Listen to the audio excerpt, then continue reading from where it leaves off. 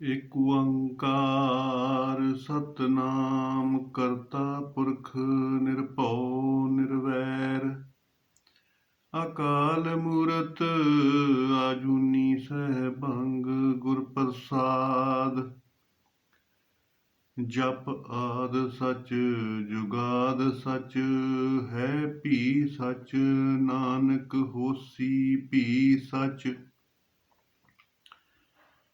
ਡੰਡੌਤ ਬੰਧਨ ਅਨਕ ਬਾਰ ਸਰਬ ਕਲਾ ਸਮਰੱਥ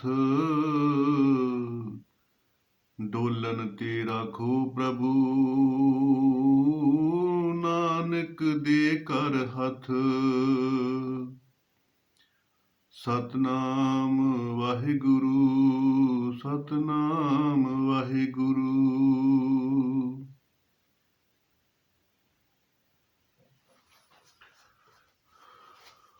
ਤੋ ਸਾਧ ਸੰਗਤ, ਪਰਮੇਸ਼ਰ ਪ੍ਰਮਾਤਮਾ ਜੀ ਨੇ ਭਾਈ ਜੀਵ ਨੂੰ ਮਨੁੱਖਾ ਦੇਹੀ ਵਿੱਚ ਭੇਜਿਆ ਕਿ ਸੰਸਾਰ ਦੇ ਵਿੱਚ ਪ੍ਰਮਾਤਮਾ ਦੀ ਪ੍ਰਾਪਤੀ ਕਰਨੀ ਆ ਤੇ ਸੰਸਾਰ ਦੀ ਨਿਵਰਤੀ ਕਰਨੀ ਆ।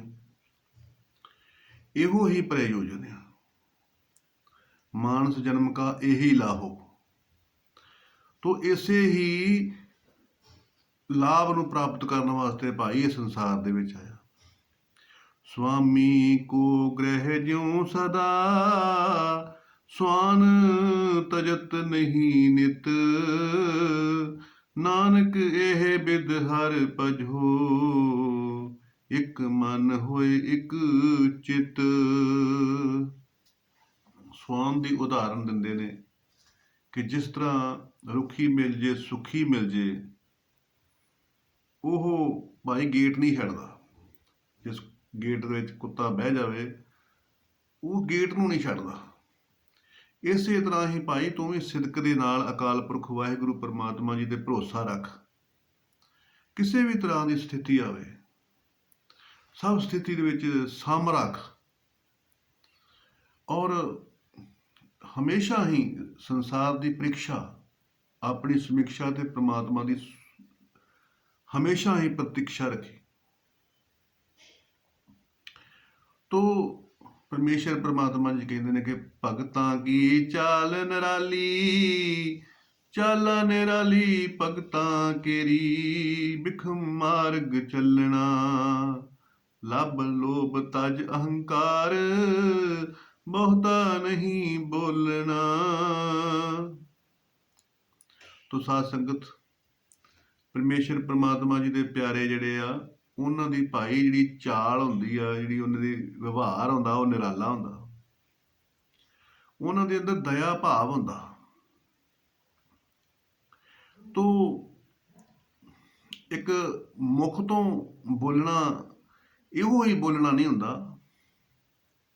ਜਿਹੜੀਆਂ ਅੱਖਾਂ ਦੇ ਪੰਜ ਗਿਆਨ ਇੰਦਰੇ ਨੇ, ਪੰਜ ਕਰਮ ਇੰਦਰੇ ਨੇ, ਇਹ ਜਿਹੜੇ ਨੇਤਰ ਦੇਖਦੇ ਨੇ, ਪਰਾਇਆ ਰੂਪ ਦੇਖਦੇ ਨੇ, ਪਰਾਇਆ ਸੰਸਾਰ ਦਾ ਧਨ ਜਾਇਦਾਦ ਦੇਖਦੇ ਨੇ, ਇਹ ਵੀ ਬੋਲਦੇ ਨੇ।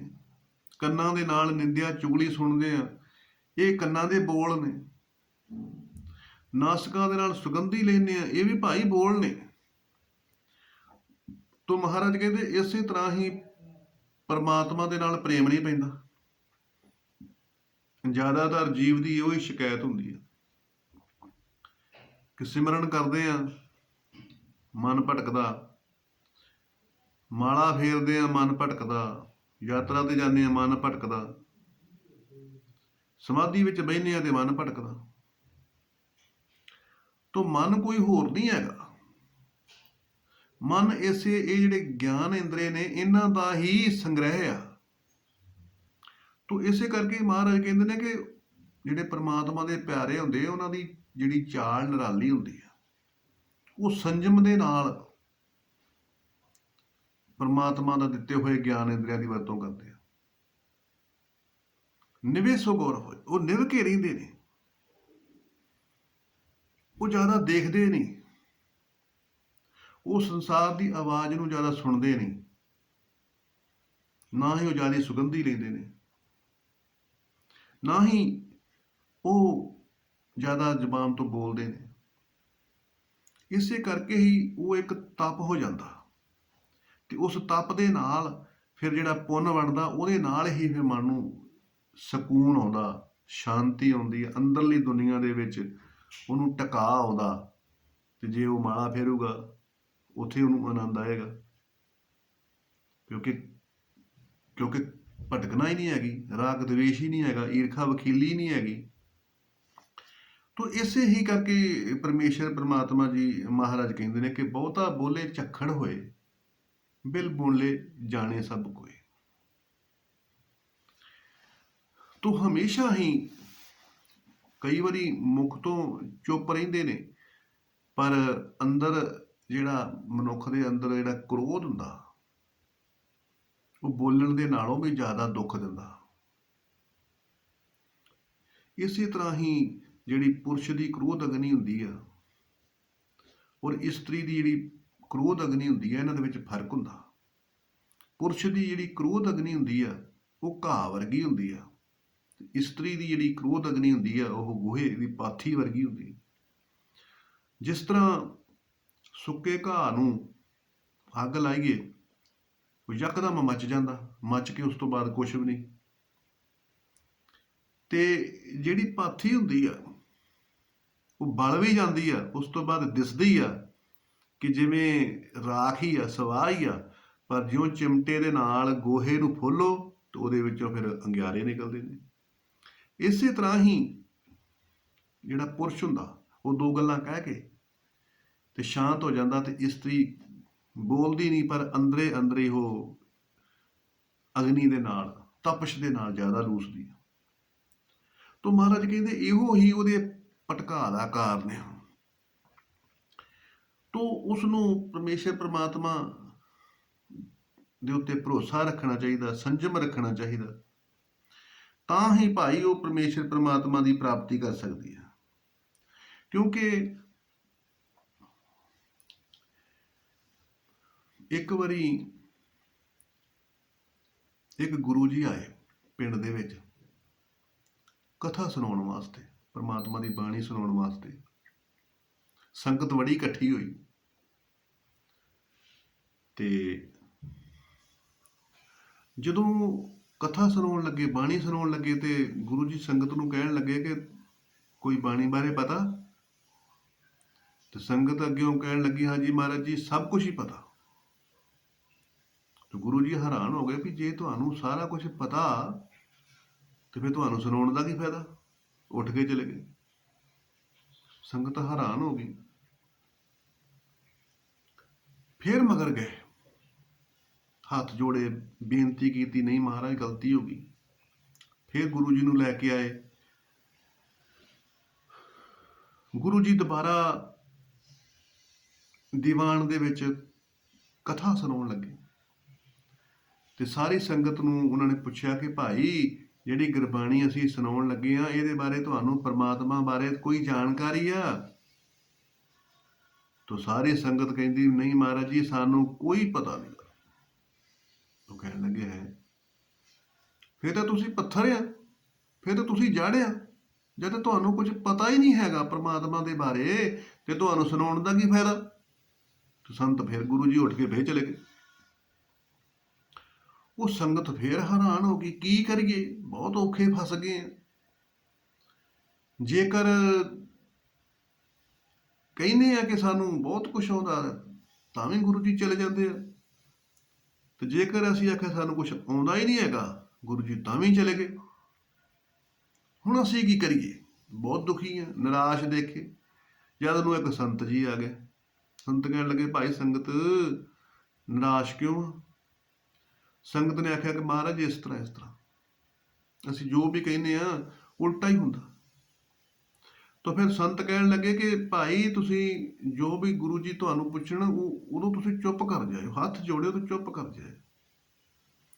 ਇਸੇ ਤਰ੍ਹਾਂ ਹੀ ਫਿਰ ਉਹ ਗੁਰੂ ਜੀ ਨੂੰ ਫਿਰ ਲੈ ਕੇ ਆਏ। ਗੁਰੂ ਜੀ ਫਿਰ ਦੀਵਾਨ ਦੇ ਵਿੱਚ ਆਣ ਕੇ ਬੈਠੇ। ਸਾਰੀ ਸੰਗਤ ਨੂੰ ਜਦੋਂ ਪੁੱਛਿਆ ਕਿ ਹਾਂ ਭਾਈ ਪਰਮਾਤਮਾ ਦੀ ਬਾਣੀ ਬਾਰੇ ਤੁਹਾਨੂੰ ਕੁਝ ਪਤਾ, ਤੇ ਸਾਰੀ ਸੰਗਤ ਹੱਥ ਜੋੜ ਕੇ ਨੀਵੀਂ ਹੋ ਕੇ ਬਹਿ ਗਈ, ਚੁੱਪ ਕਰ ਗਈ, ਸ਼ਾਂਤ। ਤਾਂ ਫਿਰ ਗੁਰੂ ਜੀ ਕਹਿਣ ਲੱਗੇ ਕਿ ਹਾਂ ਬਈ ਹੁਣ ਤੁਸੀਂ ਅਧਿਕਾਰੀ ਹੋਏ ਆ, ਹੁਣ ਤੁਸੀਂ ਅਧਿਕਾਰੀ ਹੋਏ ਆ ਕੁਝ ਸੁਣਨ ਦੇ। ਜਿੰਨਾ ਚਿਰ ਤੁਸੀਂ ਚੁੱਪ ਨਹੀਂ ਕਰ ਸਕਦੇ ਨਾ, ਅੰਦਰੋਂ ਚੁੱਪ ਨਹੀਂ ਹੁੰਦੇ ਤੁਸੀਂ, ਉਹਨਾਂ ਚਿਰ ਕਹਿੰਦੇ ਤੁਹਾਨੂੰ ਸਮਝ ਵੀ ਕੋਈ ਨਹੀਂ ਆ ਸਕਦੀ। ਕਿਉਂਕਿ ਆਪ ਸਹਿਤ ਸਗਲ ਹੀ ਤਿਆਗੇ ਤਾਂ ਆਪਨ ਬੇਡੀ ਆਏ। ਆਪਣੀ ਜਿਹੜੀ ਸਿਆਣਪ ਆ ਨਾ, ਉਹਨੂੰ ਤਿਆਗ ਕੇ ਤਾਂ ਹੀ ਪ੍ਰਮਾਤਮਾ ਦੀ ਪ੍ਰਾਪਤੀ, ਪ੍ਰਮਾਤਮਾ ਦੇ ਪਾਸੇ ਆਨੰਦ ਪ੍ਰਾਪਤ ਕੀਤਾ ਜਾ ਸਕਦਾ। ਕਹਿੰਦੇ ਸੰਤ ਕੋ ਮਿਲਣੇ ਜਾਈਏ ਸਾਥ ਨਾ ਲੀਜੇ ਕੋਈ, ਕਿ ਨਾਲ ਕੋਈ ਆਪਣੀ ਸਿਆਣਪ ਨਾ ਲੈ ਕੇ ਜਾਵੀਂ, ਆਪਣੀ ਕੋਈ ਚਤੁਰਾਈ ਨਾ ਲੈ ਕੇ ਜਾਵੀਂ।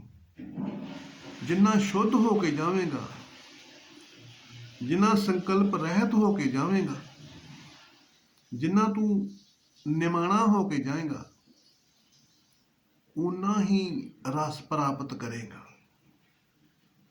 ਇਹ ਵੀ ਇੱਕ ਤਪੱਸਿਆ ਹੁੰਦੀ ਹੈ।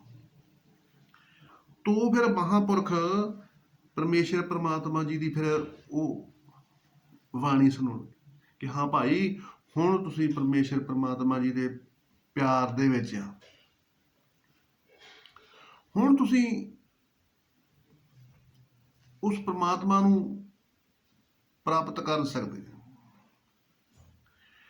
ਤੋ ਗੁਰੂ ਨਾਨਕ ਦੇਵ ਸੱਚੇ ਪਾਤਸ਼ਾਹ ਜੀ ਕਰਤਾਰਪੁਰ ਸਾਹਿਬ ਦੇ ਵਿੱਚ ਜਦੋਂ ਰਾਤ ਦੇ 12 ਵਜੇ ਆ ਤੇ ਸਾਰਿਆਂ ਨੂੰ ਪੁੱਛਦੇ ਆ ਕਿ ਭਾਈ ਦੇਖੋ ਟਾਈਮ ਕਿੰਨਾ। ਹੁਣ ਕੋਈ ਕਹਿੰਦਾ ਬਾਹਰ ਨਿਕਲ ਕੇ ਮਹਾਰਾਜ ਅੱਧੀ ਰਾਤ ਬੀਤ ਗਈ ਹੈ, ਕੋਈ ਕਹਿੰਦਾ ਮਹਾਰਾਜ ਥੋੜੀ ਜਿਹੀ ਰਾਤ ਰਹਿ ਗਈ ਹੈ। ਪਰ ਅਖੀਰ ਦੇ ਵਿੱਚ ਜਦੋਂ ਭਾਈ ਲਹਿਣਾ ਜੀ ਨੂੰ ਆਖਿਆ ਪੁਰਖਾ ਤੂੰ ਹੀ ਦੇਖ ਟਾਈਮ ਕਿੰਨਾ ਹੋਇਆ, ਬਾਹਰ ਜਾ ਕੇ ਦੇਖਿਆ, ਦੇਖ ਕੇ ਆਣ ਕੇ ਗੁਰੂ ਮਹਾਰਾਜ ਸੱਚੇ ਪਾਤਸ਼ਾਹ ਜੀ ਕਹਿਣ ਲੱਗੇ ਹਾਂ ਭਾਈ ਪੁਰਖਾ ਕਿੰਨੀ ਕੁ ਰਾਤ ਬੀਤੀ ਹੈ ਤੇ ਕਿੰਨੀ ਕੁ ਰਹਿੰਦੀ ਹੈ। ਤੋ ਕਹਿਣ ਲੱਗਾ ਕਿ ਮਹਾਰਾਜ ਜਿੰਨੀ ਕੁ ਤੁਸੀਂ ਬਿਤਾਈ ਹੈ ਰਾਤ ਉਨੀ ਕੁ ਬੀਤ ਗਈ ਹੈ, ਤੇ ਜਿੰਨੀ ਕੁ ਮਹਾਰਾਜ ਜੀ ਤੁਸੀਂ ਲਿਆਉਣੀ ਉਨੀ ਕੁ ਰਹਿ ਗਈ ਹੈ। ਪ੍ਰਸੰਨ ਹੋ ਗਏ ਮਹਾਰਾਜ। ਆਪਣੇ ਵੱਲੋਂ ਕੋਈ ਵੀ ਸਿਆਣਪ ਚਤੁਰਾਈ ਦਾ ਸ਼ਬਦ ਹੀ ਨਹੀਂ ਹੈਗਾ। ਤਾਂ ਹੀ ਮਹਾਰਾਜ ਕਹਿੰਦੇ ਆ ਕਿ ਅੰਦਰੋਂ ਜਿਨਕਾ ਮੋਹ ਟੁੱਟਾ ਤਿਨਕਾ ਸ਼ਬਦ ਸੱਚੇ ਸਵਾਰਿਆ। ਜਦੋਂ ਅੰਦਰੋਂ ਸੰਸਾਰ ਤੋਂ ਅਟੈਚ ਟੁੱਟਦਾ ਨਾ, ਮੋਹ ਟੁੱਟਦਾ, ਉਦੋਂ ਹੀ ਫਿਰ ਇਹ ਜਿਹੜਾ ਸ਼ਬਦ ਵਾ ਵਾਹਿਗੁਰੂ ਪ੍ਰਮਾਤਮਾ ਦੀ ਬਾਣੀ ਦਾ ਉਦੋਂ ਅਸਰ ਕਰਨਾ ਸ਼ੁਰੂ ਕਰਦਾ। ਤੇ ਜਦੋਂ ਜਿੰਨਾ ਚਿਰ ਮੋਹ ਨਹੀਂ ਟੁੱਟਦਾ, ਜਿੰਨਾ ਚਿਰ ਸੰਸਾਰ ਮਿੱਠਾ ਲੱਗਦਾ, ਤੇ ਇੱਕ ਮਿਆਨ ਦੇ ਵਿੱਚ ਦੋ ਤਲਵਾਰਾਂ ਨਹੀਂ ਪੈਂਦੀਆਂ। ਇਸੇ ਤਰ੍ਹਾਂ ਹੀ ਇੱਕ ਸੁਰਤੀ ਦੇ ਵਿੱਚ ਭਾਈ ਸੰਸਾਰ ਤੇ ਨਿਰੰਕਾਰ ਨਹੀਂ ਪੈ ਸਕਦੇ। ਜਿੰਨਾ ਚਿਰ ਇਹ ਸੰਸਾਰ ਵਾਲੀ ਸੁਰਤੀ ਚੋਂ ਸੰਸਾਰ ਕੱਢੇਗਾ ਤਾਂ ਹੀ ਨਿਰੰਕਾਰ ਆਏਗਾ। ਤੋ ਇਹ ਜਿਹੜਾ ਮੋਹ ਆ ਸੰਸਾਰ ਦੇ ਨਾਲ, ਅੱਖੀ ਦੇਖਣ ਰੱਜੀਆਂ ਬਹੁ ਰੰਗ ਤਮਾਸ਼ੇ, ਬਾਜ਼ਾਰਾਂ ਦੇ ਵਿੱਚ ਜਾਂਦਾ ਤੇ ਰੋਜ਼ ਦੀ ਰੋਜ਼ ਹੀ ਸੰਸਾਰ ਨੂੰ ਦੇਖਦਾ, ਪਰ ਫੇਰ ਵੀ ਸੰਤੁਸ਼ਟ ਨਹੀਂ। ਕੰਨਾਂ ਦੇ ਨਾਲ ਸੰਸਾਰ ਦੀਆਂ ਗੱਲਾਂ ਸੁਣਦਾ, ਰਾਗ ਦਵੇਸ਼ ਦੀਆਂ ਨਿੰਦਿਆ ਚੁਗਲੀਆਂ ਸੁਣਦਾ। ਤੋ ਕਹਿੰਦੇ ਮਹਾਰਾਜ ਕਹਿੰਦੇ ਕਿ ਤਾਂ ਵੀ ਰੱਜ ਨਹੀਂ, ਸੰਤੁਸ਼ਟ ਨਹੀਂ ਹੁੰਦਾ। ਤੇ ਜਦੋਂ ਅੰਦਰੋਂ ਤਿਨਕਾ ਮੂੰਹ ਟੁੱਟਾ, ਜਦੋਂ ਅੰਦਰੋਂ ਇਹ ਬੁਰਾਈ ਟੁੱਟਦੀ ਆ ਕਿ ਮੈਂ ਤੇ ਪ੍ਰਮਾਤਮਾ ਦੀ ਪ੍ਰਾਪਤੀ ਕਰਨ ਵਾਸਤੇ ਆਇਆ ਸੀ, ਮੈਂ ਤਾਂ ਜਾਕੂ ਆਏ ਸੋਈ ਬਿਹਾਜੋ, ਮਾਨਸ ਜਨਮ ਬਹੁਰ ਨਹੀਂ ਪਾਏ ਕਛੂ ਉਪਾਏ ਮੁਕਤ ਕਾ ਕਰਵੇ। ਮੈਂ ਤਾਂ ਮੁਕਤੀ ਦਾ ਉਪਾਅ ਕਰਨਾ ਸੀ, ਤਾਂ ਉਹ ਤਾਂ ਮੈਂ ਕੀਤਾ ਨਹੀਂ। ਗੁਰਸੇਵਾ ਤੇ ਭਗਤ ਕਮਾਈ ਤਬ ਇਹ ਮਾਨ ਖੁਦੇ ਹੀ ਪਾਈ। ਇਹ ਤਾਂ ਕਿਸੇ ਚੰਗੇ ਭਾਗਾਂ ਦੇ ਨਾਲ ਮਨੁੱਖਾਂ ਦੇ ਹੀ ਮਿਲੀ ਸੀ, ਤੇ ਪਰ ਮੈਂ ਇਹਦੀ ਵਰਤੋਂ ਨਹੀਂ ਕੀਤੀ, ਕੁਵਰਤੋਂ ਕੀਤੀ ਹੈ, ਦੁਰਵਰਤੋਂ ਕੀਤੀ ਹੈ। ਤੇ ਜਿਹੜੀ એનર્ਜੀ ਸੀਗੀ ਉਸ એનર્ਜੀ ਨੂੰ ਮੈਂ ਵੇਸਟ ਕੀਤਾ। ਸੰਸਾਰ ਵੱਲ ਦੇਖ ਦੇਖ ਕੇ ਇਹ ਜਿਹੜੇ ਗਿਆਨ ਇੰਦਰੇ ਸੀ, ਨੇਤਰ, ਕੰਨ, ਨੱਕ, ਜੀਭਾ ਤੇ ਇੰਦਰੀ ਤਵਚਾ, ਇਹ ਸੰਸਾਰ ਵੱਲ ਦੇਖ ਦੇਖ ਕੇ ਤਾਂ ਮੈਂ ਆਪਣੇ ਅਸਲੀ ਸਰੂਪ ਨੂੰ ਭੁੱਲ ਗਿਆ। ਤਾਂ ਕਹਿੰਦੇ ਮੈਨੂੰ ਬਾਣੀ ਦੀ ਤਾਂ ਸਮਝ ਨਹੀਂ ਆਉਂਦੀ। ਉਹ ਸੰਤ ਕਹਿਣ ਲੱਗੇ ਤਾਂ ਬਾਣੀ ਦੀ ਸਮਝ ਨਹੀਂ ਆਉਂਦੀ ਭਾਈ, ਇਸ ਕਰਕੇ ਕਿ ਤੂੰ ਜਦੋਂ ਸਹਿਜ ਹੋ ਜਾਵੇਗਾ, ਸ਼ਾਂਤ ਹੋ ਜਾਵੇਗਾ, ਜਬ ਲਕ ਜਾਣੇ ਮੁਝ ਤੇ ਕਛੂ ਹੋਏ ਤਬ ਇਸ ਕੋ ਸੁਖ ਨਾਹੀ ਕੋਏ। ਜਿੰਨਾ ਚਿਰ ਜਾਣੇਗਾ ਕਿ ਮੈਂ ਆਪਣੀ ਯੋਗਤਾ ਦੇ ਨਾਲ ਬਾਣੀ ਦੇ ਵਿੱਚੋਂ ਕੁਝ ਕੱਢ ਲਵਾਂਗਾ, ਉਹਨਾਂ ਚਿਰ ਕੁਝ ਨਹੀਂ ਨਿਕਲਣਾ। ਦੂਸਰਿਆਂ ਨੂੰ ਨੀਵਾਂ ਦਿਖਾਉਣ ਦੀ ਕੋਸ਼ਿਸ਼ ਨਾ ਕਰ। ਗੱਲਾਂ ਗੱਲਾਂ ਦੇ ਵਿੱਚ, ਸਿਆਣਪਾਂ ਦੇ ਵਿੱਚ ਇਹ ਜੀਵ ਹਮੇਸ਼ਾ ਹੀ ਦੂਸਰਿਆਂ ਨੂੰ ਨੀਵੇਂ ਦਿਖਾਉਣ ਦੀ ਕੋਸ਼ਿਸ਼ ਕਰਦਾ। ਤੋ ਕਹਿੰਦੇ ਆ ਕਿ ਬਹੁਤਾ ਬੋਲੇ ਝੱਖੜ ਹੋਏ। ਤੋ ਇੱਕ ਵਾਰੀ ਚਿੜੀ ਬਾਂਦਰ ਦੇ ਨਾਲ ਲੜ ਪਈ, ਕਿਉਂਕਿ ਚਿੜਚਿੜ ਕਰਨ ਵਾਲੀ ਜਿਹੜੀ ਚਿੜੀ ਆ, ਇਸੇ ਕਰਕੇ ਉਹਦਾ ਨਾਮ ਆ। ਬਾਂਦਰ ਨੂੰ ਕਹਿਣ ਲੱਗੀ ਕਿ ਪਰਮਾਤਮਾ ਨੇ ਤੈਨੂੰ 2 ਲੱਤਾਂ ਦਿੱਤੀਆਂ, 2 ਤੈਨੂੰ ਹੱਥ ਦਿੱਤੇ ਆ, ਤੇ ਪਰ ਤੂੰ ਦਰਖਤਾਂ ਦੇ ਉੱਤੇ ਭਟਕਦਾ ਰਹਿਣਾ। ਕਦੀ ਇਹਨਾਂ ਹੱਥਾਂ ਦੇ ਨਾਲ ਕਦੀ ਆਲਣਾ ਬਣਾ ਕੇ ਕਦੀ ਬਹਿਣ ਦਾ ਸਕੂਨ ਤੈਨੂੰ ਨਹੀਂ ਮਿਲਿਆ। ਮੈਨੂੰ ਦੇਖ, ਪਰਮਾਤਮਾ ਨੇ ਭਾਵੇਂ 2 ਪੈਰ ਦਿੱਤੇ ਆ, ਮੈਨੂੰ ਹੱਥ ਨਹੀਂ ਦਿੱਤੇ, ਪਰ ਫਿਰ ਵੀ ਮੈਂ ਸੋਹਣਾ ਆਲਣਾ ਬਣਾ ਕੇ ਇਹਦੇ ਵਿੱਚ ਬਹਿ ਕੇ ਰਮਾਨ ਕਰਦੀ ਹਾਂ। ਤੂੰ ਹਮੇਸ਼ਾ ਹੀ ਦਰਖਤਾਂ ਤੇ ਭਟਕਦਾ ਰਹਿਣਾ। ਬਾਂਦਰ ਨੂੰ ਚੜ ਗਿਆ ਗੁੱਸਾ। ਬਾਂਦਰ ਚੜਿਆ ਦਰਖਤ ਦੇ ਉੱਤੇ ਤੇ ਜਾ ਕੇ ਉਹਨੇ ਚਿੜੀ ਦਾ ਆਲਣਾ ਜਿਹੜਾ ਸੀਗਾ ਉਹ ਖਿਲਾਰ ਕੇ ਤੇ ਪਾਣੀ 'ਚ ਸਿੱਟ ਦਿੱਤਾ। ਲੈ ਕਹਿੰਦਾ ਤੂੰ ਵੀ ਹੁਣ ਠੰਡ ਦੇ ਵਿੱਚ ਮੇਰੇ ਵਾਂਗੂ ਹੀ ਭਟਕੀ। ਜਿਹੜੀ ਦੁਖੀ ਹੋ ਗਈ। ਇਸੇ ਤਰ੍ਹਾਂ ਹੀ ਪਰਮੇਸ਼ਰ ਪਰਮਾਤਮਾ ਜੀ ਕਹਿੰਦੇ ਨੇ ਕਿ ਭਾਈ ਤੂੰ ਜਿੱਦ ਕੇ ਕਿਸੇ ਨੂੰ ਹਰਾਉਣ ਦੀ ਕੋਸ਼ਿਸ਼ ਨਾ ਕਰ। ਸਭ ਗੋਬਿੰਦ ਹੈ, ਸਭ ਗੋਬਿੰਦ ਹੈ, ਗੋਬਿੰਦ ਬਿਨ ਨਹੀਂ ਕੋਏ। ਸਭੇ ਘਟ ਰਾਮ ਬੋਲੇ, ਰਾਮ ਬੋਲੇ, ਰਾਮ ਬਿਨਾ ਕੋਈ ਬੋਲੇ ਰੇ। ਵਾਹਿਗੁਰੂ ਪਰਮਾਤਮਾ ਤੋਂ ਬਗੈਰ ਕਹਿੰਦੇ ਕੋਈ ਬੋਲਦਾ ਨਹੀਂ ਗਾ। ਉਹ ਵਾਹਿਗੁਰੂ ਪਰਮਾਤਮਾ ਆਪ ਹੀ ਆ, ਜਿਹੜਾ ਸਾਰਿਆਂ ਥਾਈਂ ਰਮਿਆ ਹੋਇਆ। ਔਰ ਉਸ ਰਮੇ ਹੋਏ ਪਰਮਾਤਮਾ ਨੂੰ ਸਮਝਣਾ ਕਿ ਉਸ ਅਕਾਲ ਪੁਰਖ ਵਾਹਿਗੁਰੂ ਪਰਮੇਸ਼ਰ ਪਰਮਾਤਮਾ ਜੀ ਦੇ ਭਾਈ ਮੈਨੂੰ ਇਹ ਮੌਕਾ ਦਿੱਤਾ ਪਰਮਾਤਮਾ ਦੀ ਪ੍ਰਾਪਤੀ ਦਾ। ਤੋ ਕਹੇ ਕਬੀਰ ਗੂੰਗੇ ਗੁੜ ਖਾਇਆ ਪੁੱਛੇ ਤੋ ਕਿਆ ਕਹੀਏ। ਹੁਣ ਗੁੰਗਾ ਮਿੱਠਾ ਖਾਵੇ, ਗੁੜ ਖਾਵੇ, ਤੇ ਉਹ ਜ਼ੁਬਾਨ ਦੇ ਨਾਲ ਦੱਸ ਨਹੀਂ ਸਕਦਾ, ਸਿਰਫ ਇਸ਼ਾਰਾ ਦੱਸ ਸਕਦਾ।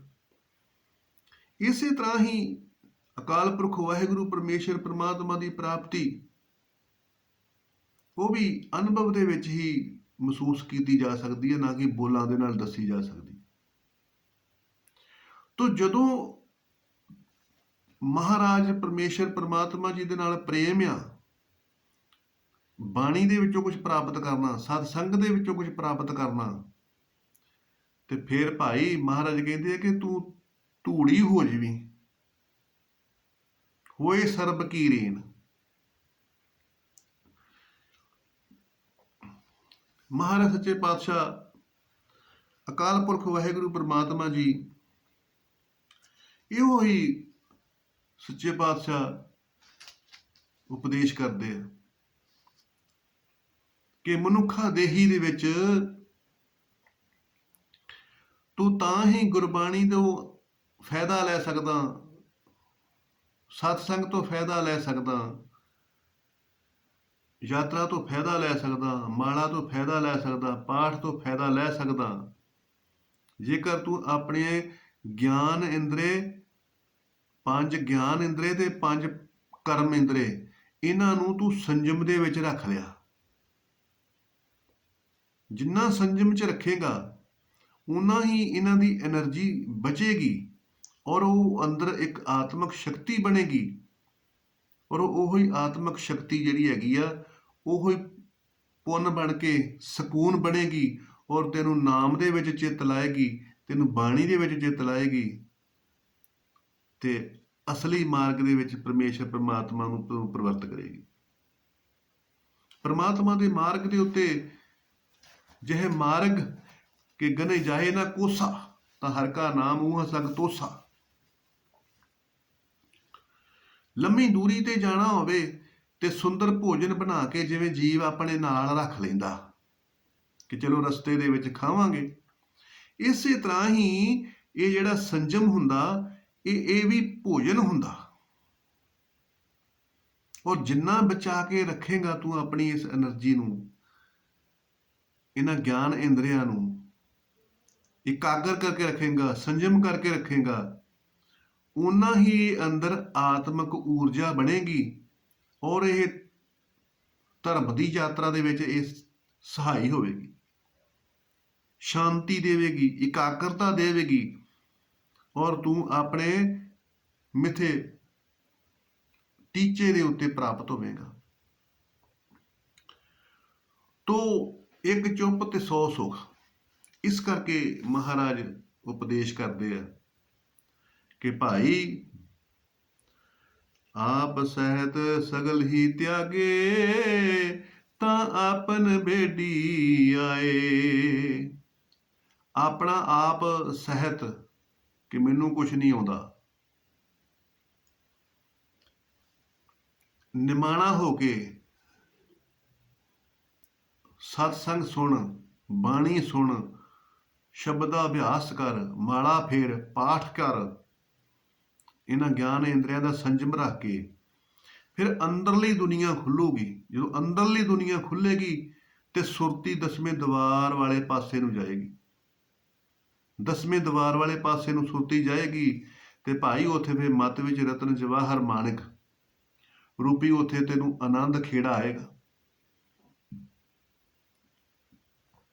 ਤੋ ਇਸ ਕਰਕੇ ਅਕਾਲ ਪੁਰਖ ਵਾਹਿਗੁਰੂ ਪਰਮਾਤਮਾ ਦੀ ਪ੍ਰਾਪਤੀ ਕਰ ਲਵੇਂਗਾ ਔਰ ਤੇਰਾ ਜੀਵਨ ਸਫਲਾ ਹੋ ਜਾਏਗਾ। ਤੋ ਸਾਧ ਸੰਗਤ, ਮਨੁੱਖਾ ਦੇਹੀ ਦੇ ਵਿੱਚ ਵੱਧ ਤੋਂ ਵੱਧ ਧਰਮ ਕਮਾਓ, ਵੱਧ ਤੋਂ ਵੱਧ ਦਇਆ, ਪਰਉਪਕਾਰ, ਸੇਵਾ, ਸਿਮਰਨ, ਸੰਤੋਖ, ਧੀਰਜ ਇਹ ਕਮਾ ਕੇ ਦੁਨੀਆ ਦੇ ਵਿੱਚ ਪ੍ਰਮਾਤਮਾ ਦੀ ਪ੍ਰਸੰਨਤਾ ਪ੍ਰਾਪਤ ਕਰੋ ਤੇ ਆਪਣਾ ਜੀਵਨ ਸਫਲਾ ਕਰੋ। ਲੋਕ ਸੁਖੀਏ ਪਰਲੋਕ ਸੁਹੇਲੇ, ਨਾਨਕ ਹਰ ਪ੍ਰਭ ਆਪੇ ਮੇਲੇ। ਨਾਨਕ ਨਾਮ ਚੜ੍ਹਦੀ ਕਲਾ, ਤੇਰੇ ਭਾਣੇ ਸਰਬੱਤ ਦਾ ਭਲਾ। ਸਤਨਾਮ ਵਾਹਿਗੁਰੂ, ਸਤਨਾਮ ਵਾਹਿਗੁਰੂ।